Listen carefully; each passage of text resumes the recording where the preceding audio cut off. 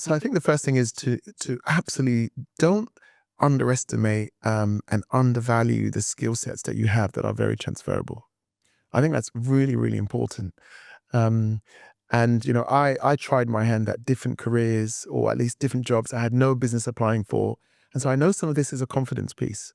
Some people tend to, maybe they have a bit more confidence than others, and I would say that if you're listening and that's you, um, have a look at what you've done and those transferable skills.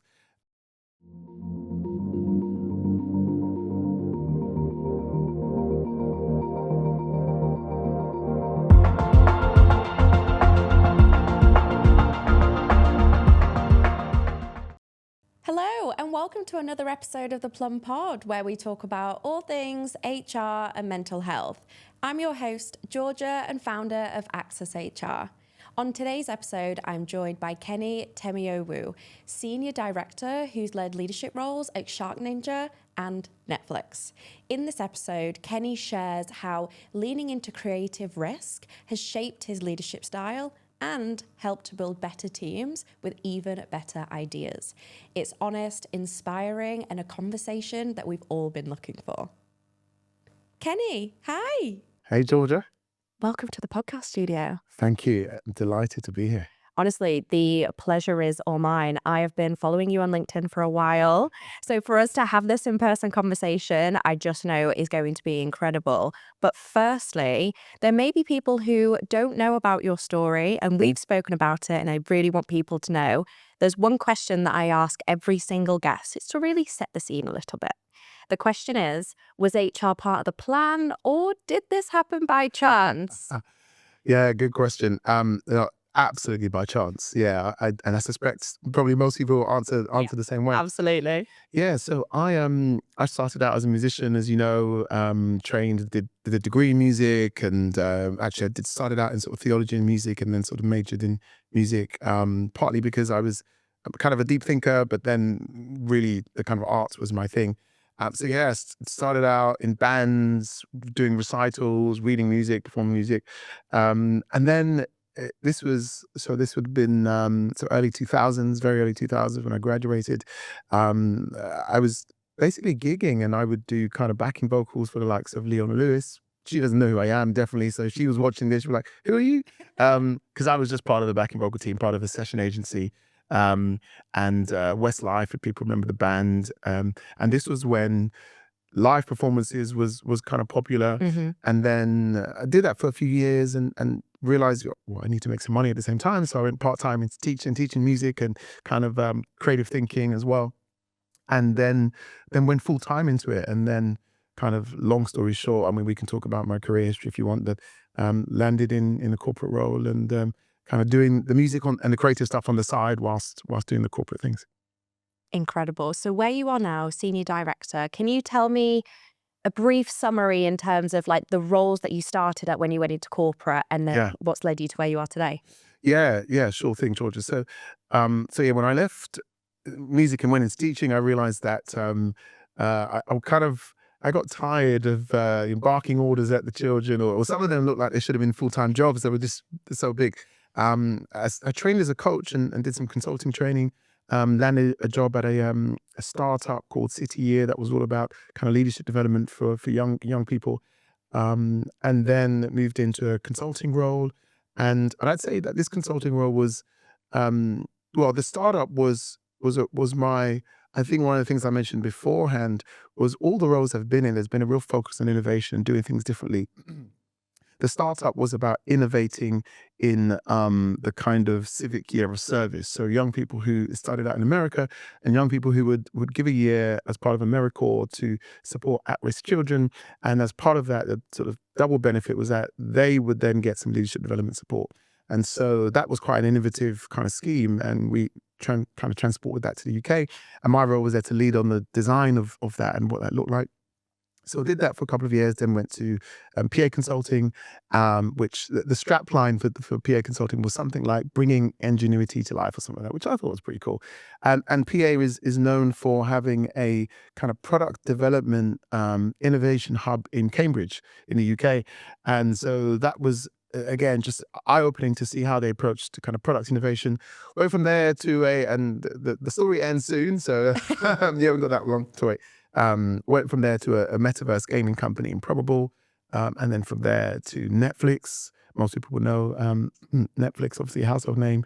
And then from Netflix to where I am today, Shark Ninja. So if you've got your vacuum cleaner or your air fryer, The hairdryer, the hair dryers, right? you name it. So yeah, that's a bit of a whistle-stop tour. Amazing. And it seems that you've been in very different worlds, but they've all had that really common thread of innovation that we spoke around earlier. How do you think that's helped you to show up to be the leader that you are today? I talk about this on LinkedIn, and I've spent a lot of time thinking about. I was going to say I spent a lot of time thinking about myself. No, that's not how I meant it. But I spent a lot of time trying to be self-aware and understand how I'm wired, and some of that is through therapy and then my own sort of learning. And I think there's a few things. One is at heart, I've always been a curious individual, and I think that curiosity is quite important in these sort of different spaces, whether that's in music and art and creativity or in the corporate world. And then and I'm always trying to understand what are the challenges of a business, what are the challenges of an organization. And then on that sort of next piece is a piece around communicating ideas and coming up with ideas. And so whether that's ideas that we turn into a strategy or ideas that I write on LinkedIn, I spend a lot of time writing on LinkedIn, or ideas for my podcast, which plug Inside the Art of Making, just in case you want another podcast list to, in addition to this great one, and design. So sort of building and creating kind of impactful initiatives that kind of make a difference for sort of individuals and businesses. So I think those things are sort of maybe an amalgamation of, like you need ideas in the music space, whether that's song ideas, creative ideas, and you need ideas in business as well. So I think some mix of kind of curiosity, ideas, communicating those ideas is kind of how I've, I guess, showed up over the years. I love that. And also, I think it's really inspiring because there's a lot of us in the HR and the people landscape who want to be more creative. We want to be more innovative, and work such as the ones that you're doing, I think is really inspiring. Have you found that curiosity and constantly being curious has helped you with people strategies? Oh yeah, totally. Absolutely. I would say that any strategy that doesn't begin with curiosity is probably a failed strategy, because if you think, when I think about strategy, ultimately it's about choices, and it's about making hard choices, and it's saying we are going to do X and we're not going to do Y because of Z. But that Z is so important. That Z should be something that you understand about your business, the context, the uniqueness of your organization, which is why you've decided to do X rather than Y.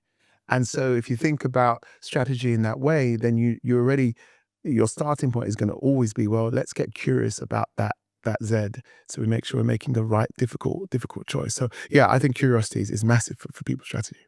And with your background, especially being more creative within the arts industry, how can we as professionals start to be more creative if we by nature haven't had a musical background or anything like that? How can we start to be more creative? Yeah, and I would say that now, of course, it's probably worth making a distinction between the different kinds of sort of creativity. So there's the artistic, expressive creativity, right, that you just mentioned, and then there's kind of like technical creativity. So engineers come to mind. General creativity, like creative thinking. Some people might know the late Sir Ken Robinson. I think it's Robinson, who there was this big TED talk that was really famous around creativity, and even making cakes or doing DIY at home. So in short, we've all got a bit of creativity. But to answer your question of how we can kind of lean into that, especially in the HR space, I think when I think about what we can glean from those doing creative work as a sort of day job, there's a piece around leaning into risk and experimentation. And, if we think about the different areas in a business that HR or people and culture would normally have input over, things like leadership, how much we pay people, our culture, how we increase performance, how we ensure people are set up to win, all of those sorts of things, how we onboard people. I think our approaches have, I don't know if you agree, tell me what you think, but I think our approaches have largely been pretty dated over the years. And so one immediate thing that comes to mind is, how can we be more, leaning to experimentation more and try things? So I think that's the first thing I would say. And then I think the second thing is, um, you know, one thing about art, and I don't say this as someone who's an amazing, I don't like, I'm not a pure artist. I'm not the most original of, thinkers or whatever. But the thing about art is ultimately it's about, Brian Eno, who's a British musician, talks about art as, kind of merchants in emotions, people that are ultimately selling emotions or communicating feelings, basically. And I think the thing about creative work is ultimately you're doing that. Whether it's, we talk about Shark Ninja, the product development team at Shark Ninja obsess about how a product makes you feel. When people have their iPhones or their iPads, other phones are available as well, Samsungs or Androids. You're thinking about, how does that thing make you feel? And so to your question around creativity, like if you're in the HR, the talent space, how are the quote unquote products and services that your employees, team members are using or experiencing? How does it make them feel? And do you think about that? And that's a big one for me. The fact that you've just mentioned how does that make them feel, and that emotive side of the employee experience makes me really happy to hear that, because I think that's a real missing piece that a lot of us have just been too transactional, and Yeah. we spend 90,000 hours at work. Why are we not creating more of an emotional experience? And you asked me then if I agreed with the perspective on being more experimental. I absolutely agree with that, because we don't have all the answers, but we will, co-collaborate, and we will co-build with other team members to build better experiences. And I do love how you spoke then also around the product and the engineer team being obsessed with it. And a lot of people now in the HR and the people landscape are moving more towards like PX with user experience and customer experience, and taking real inspiration from that.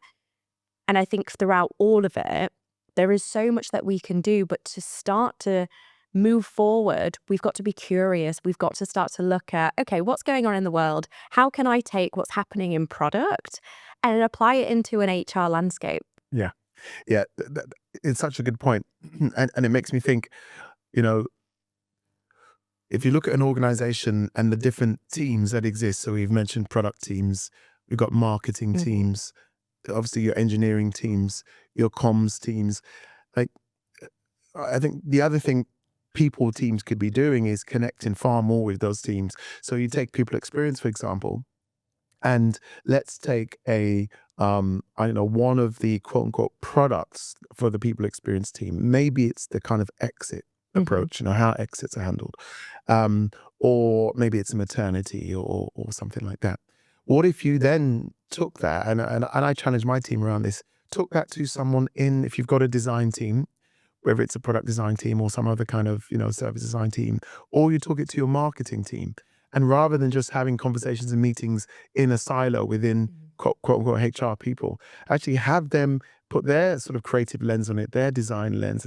And then they'll ask you questions like, did you think about this? Did you think about that? At Shark Ninja, we have these product reviews where the CEO will come. And I was thankfully, just yesterday, as it was quite timely for this conversation, I was in a product review with Mark Barocas, the CEO, and the Chief Commercial Officer, Neil. And it was just fascinating, Georgia, watching them go back and forth, asking questions about the fan. Why this blade is here? Why not another blade? There was one point, I think I can say this because there's nothing I'm revealing in too much detail, but there was deep conversations around the kind of temperature and also the atmosphere and whether it's meeting certain regulations. And they were like, so no, we absolutely got to answer that question before we can move on. And there was another question around, hey, how are consumers using this? How would this be marketed? And it just went on in this real playful, creative way, but obsessed way of we're just focused on the consumer. We're absolutely focused on making sure that this is going to be an amazing product. And when I sat there and watched that, first of all, you just sort of get excited and you see their passion. And to the point of our conversation here, you think, well, what if we did that as well and paid as much attention to detail with our own sort of products and services in the people in HR space? And how did it make you feel being part of that conversation and hearing them talk? Yeah, it was great because, one, to your point around curiosity, it gave me an insight and lens into, how people spend their days and also the language that I think we need to use. Because I think part of what helps us land what we're doing, and it's the same for any function that's in a sort of business enablement or business, I prefer business enablement function rather than sort of support function. You've got to understand the language of the business and make sure you're framing things in that way. So it was great to get to just to hear a bit of the language. And because my background was in the sort of creative space, I felt at home as well. I felt at home in the thick of things. And then my team is friend enough. My team, I asked my team what they thought about it afterwards, and they said, "Yeah, I was thinking, well, what if we used this as part of in my so one of my team members recently had children, said could use this in a cot bed, and I thought, oh, I'd never thought about that. We should be making those suggestions. So yeah, it made me feel excited to work for a company that is that focused on excellence and that much focused on the consumer. I absolutely love that. And it sounds like there's loads of great things that are happening at Sharn Ninja from a product perspective, but also an internal experience perspective. And with your career, it's not necessarily been super linear. You went into the corporate world, but you've also worked in different spheres and different spaces, particularly ones that have been more creative and innovative. Would you describe your career as squiggly or linear? Yeah, I guess I'd probably describe it as squiggly, and I've heard the term squiggly careers a fair bit over the years, and I think it makes sense. My trajectory has not been the usual one. A lot of friends that I've worked with or colleagues, maybe they did sort of a psychology degree. I've studied psychology, but just not formally and not in my undergrad.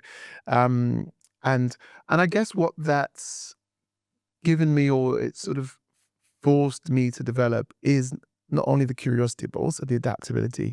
And look, I know it's easy to just throw these concrete nouns out and I'm curious and adaptable, and a lot of times I'm not. A lot of times I'm not adaptable, right? But at least I think when you go in from the sort of music space to the third sector, public sector, professional services, tech sector, entertainment, all of those different worlds that I've worked in, you have to very quickly, if you want to be successful, learn about the business, learn about the space, and you've got to flex. You've got to unlearn what you've learned, what you've had before, known before, and lean into learning new things. So I think that's the benefit of having that sort of quote unquote squiggly career is you very quickly realize that you don't know what you don't know, and so you've got to learn.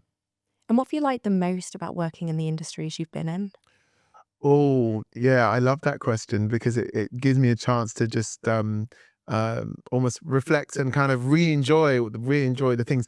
So I've been a gamer from a young age. I don't get as much time to do that. I've got 2 children and full-time job, but I love working at Improbable because I remember the CEO would say to us, look, we want you to test these games whenever, and he'd say, look, what company has a CEO which says go and take time during your day and test our games? Like, yep, don't have to ask me twice. Sounds like a lot of people's dream, actually. Yeah, right. So, testing the games and spending time with the devs and being at Improbable, it was a multiplayer game, which sadly didn't see the light of day and didn't launch.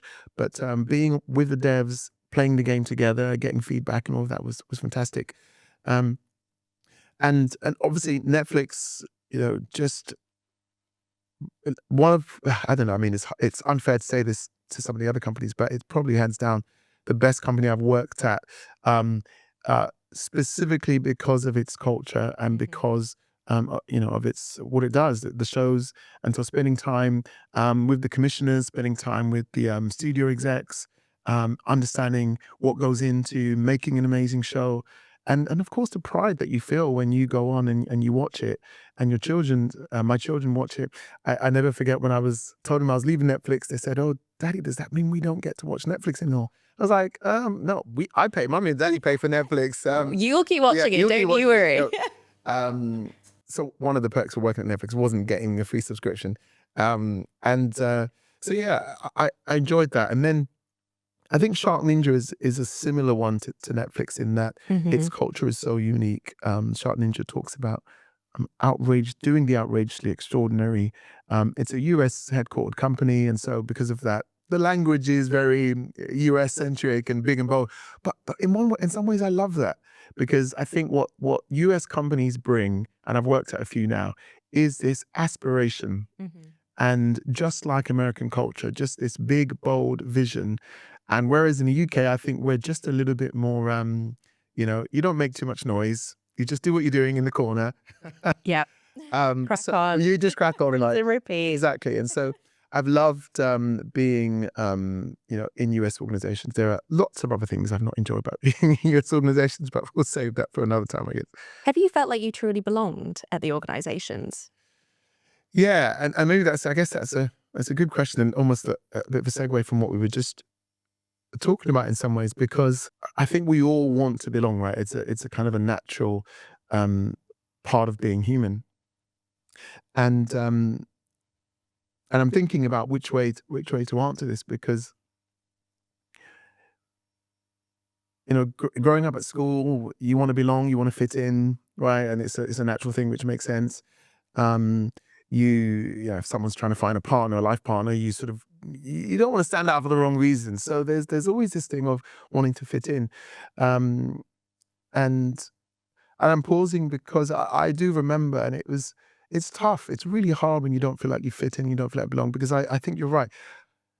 Coming from a music and creative background, I did feel different, and I felt like my trajectory into the corporate space was different.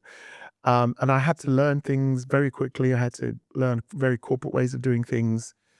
And I'm glad I didn't fully learn that, because it's meant that I think I've landed in the companies because they wanted people that think differently and that aren't sort of traditional. The reason why I asked that question is I have had quite a linear career. I went to university, I studied criminology, then I landed my first corporate role in HR admin, and then I accelerated through the traditional HR landscape.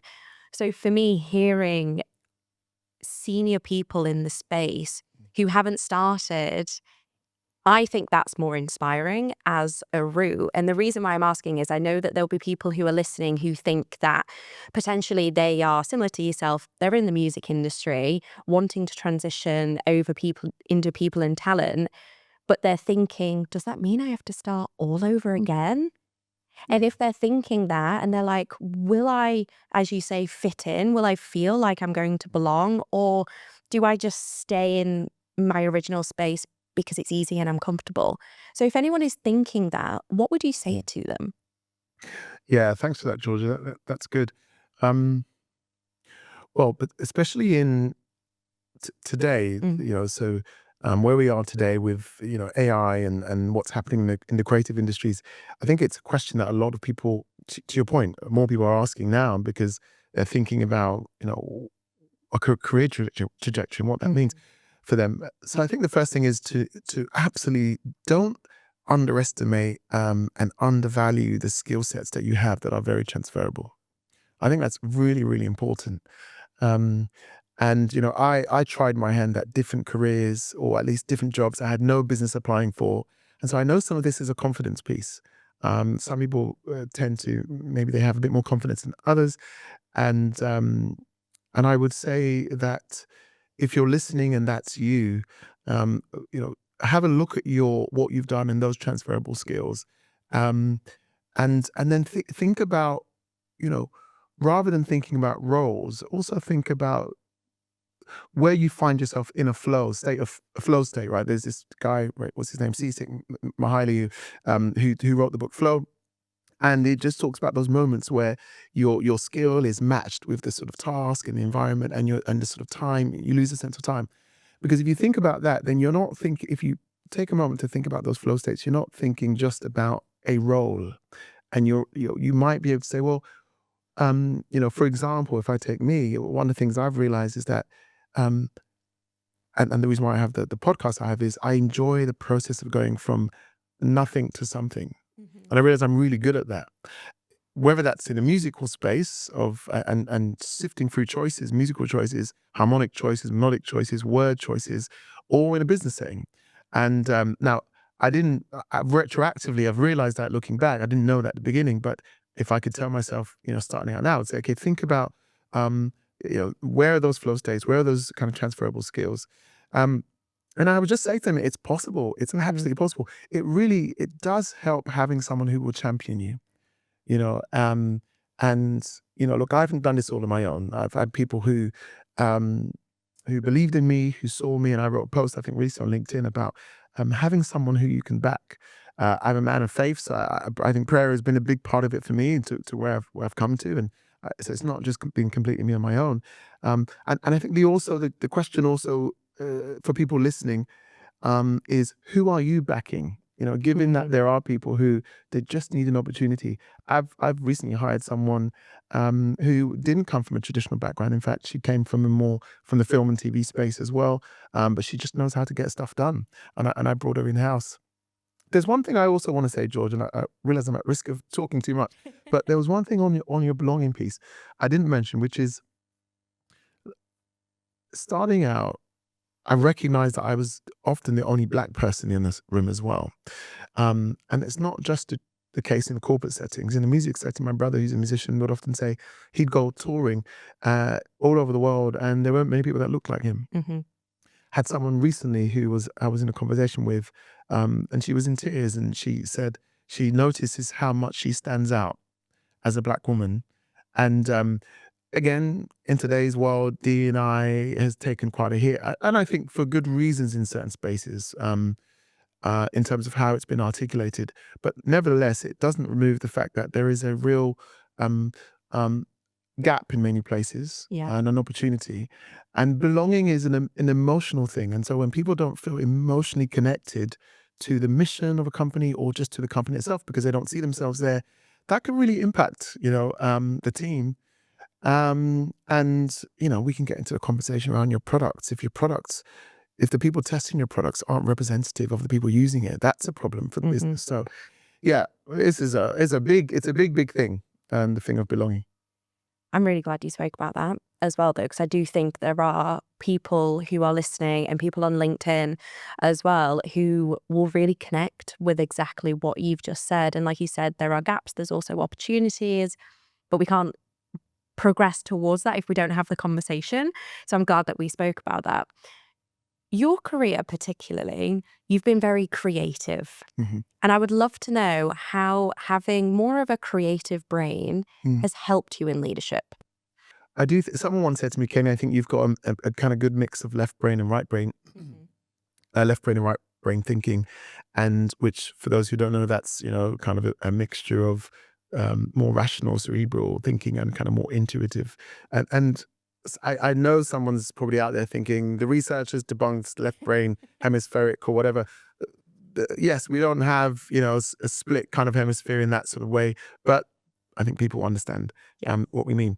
And so, but I say that to say, I think particularly at senior positions, you do need that mix. You do need to be able to go from big picture thinking, which I think is on the sort of creative side, from kind of opening the diamond in terms of generating ideas, possibilities, but then the ability to, what we used to say at Being Consulting, closing the diamond and making a decision, moving forward, acting with urgency, and a sense of focus. So in answer to your question, I think how it's helped me is the ability to ask why, the ability to sort of see alternative options for things. I like to think it's helped me in terms of things that we've designed. How do we ensure what we're designing, like we said earlier, is emotively impactful, is kind of affectively significant, is making a difference at an emotional level, whatever that might be. But I do think that alongside that, no one wants to just work with sort of pie in the skies, people with their head in the clouds all day. You want people who have that, but are also able to kind of, I guess have that sort of business mind as well. Completely. And tying it back a little bit to HR professionals and within the people ecosystem, how do you think that we can take inspiration from people who are explicitly doing creative Yeah. work?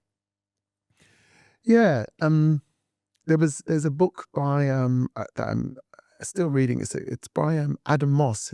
I think he used to be the editor of the New York Times, and it's called I think it's The Art of Work: How Something Comes from Nothing.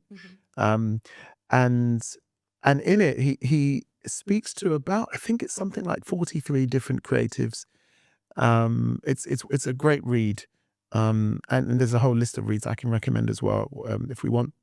But on that one, he summarizes what he's learned from creatives sort of in 3 areas. One is um, uh, quite alliterated with F's, basically. So F, which is focus, another F, which is fanaticism, and another F, the third F, which is faith, funny enough.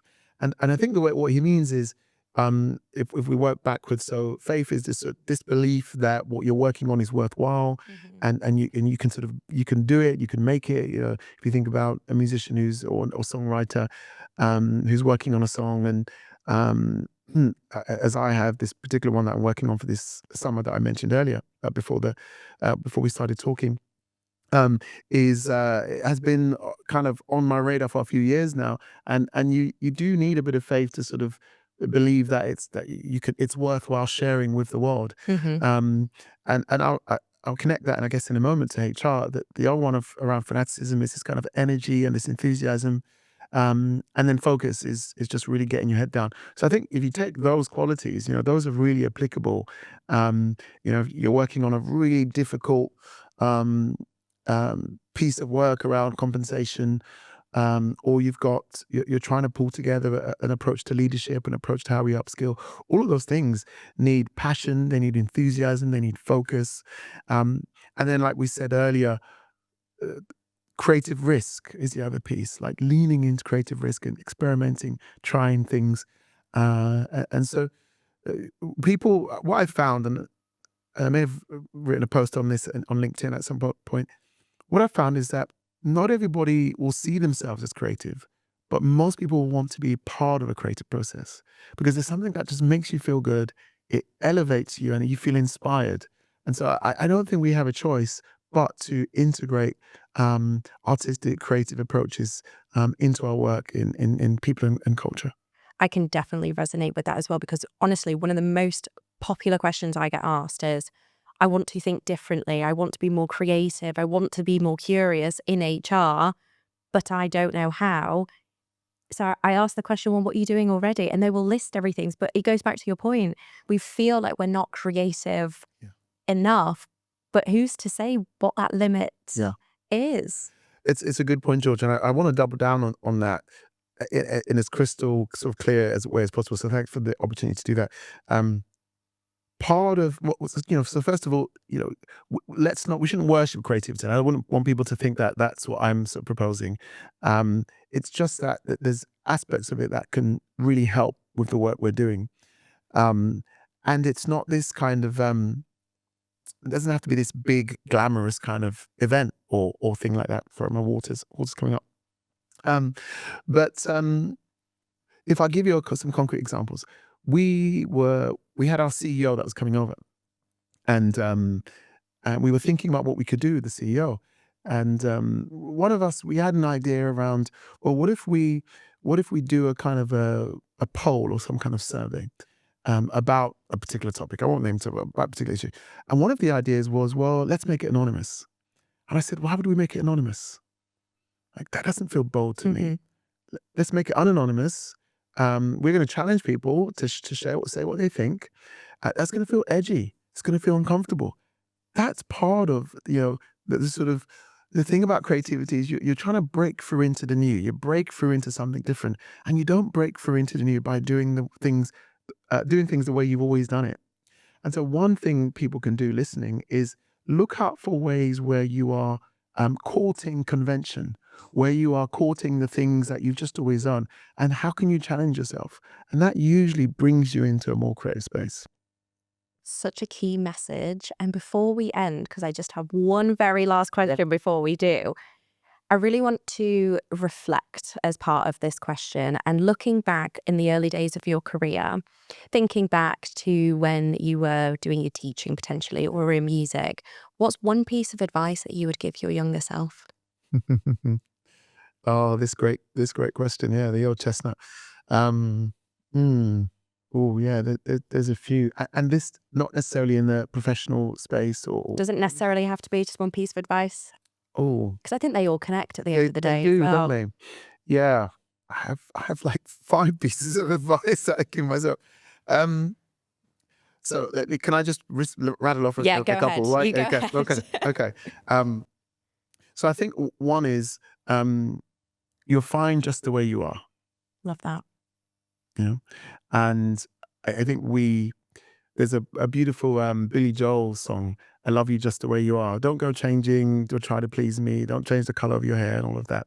I love you just like that." Has always stayed with me, and I think it's a beautiful message because we often back to fitting in. We want to fit in, Yeah. and so you're fine just the way you are. Now that doesn't mean we don't grow. It doesn't mean all the sort of caveats around that. On a sort of health and practical level is um, keep walking and eat less sugar. Yeah, I need to tell myself Yeah. that too. So that I think that just from a health perspective, I needed to hear that. And then I think lastly, we've talked a lot about creativity, but one word that we don't associate with creativity is discipline. And without discipline, and I don't mean to sound heavy or anything, but it's just the reality. I've found that without discipline, there's very little you can do, and there's very little you can achieve. Whether that's in a sort of musical creative setting or corporate setting or just your own personal life, being consistently showing up and being disciplined in what you're doing, finding a way that works for you in all of that. It doesn't mean you do the same thing every day, every week, 52 weeks in a year, but find a way that works for you and be disciplined and consistent in that. Kenny, honestly, thank you so much Thanks for for having me, George. all of the great advice that you've shared. And I do really agree that we can lean into that creative risk. I love that you said that. And ending then, also adding in discipline, I think is a really key message. So honestly, thank you. I've Thank really loved this conversation. Thanks, George, and me too. Thanks for having me. Like this episode? Click here for more HR talk. And if you're just catching up, check out our previous episodes right here.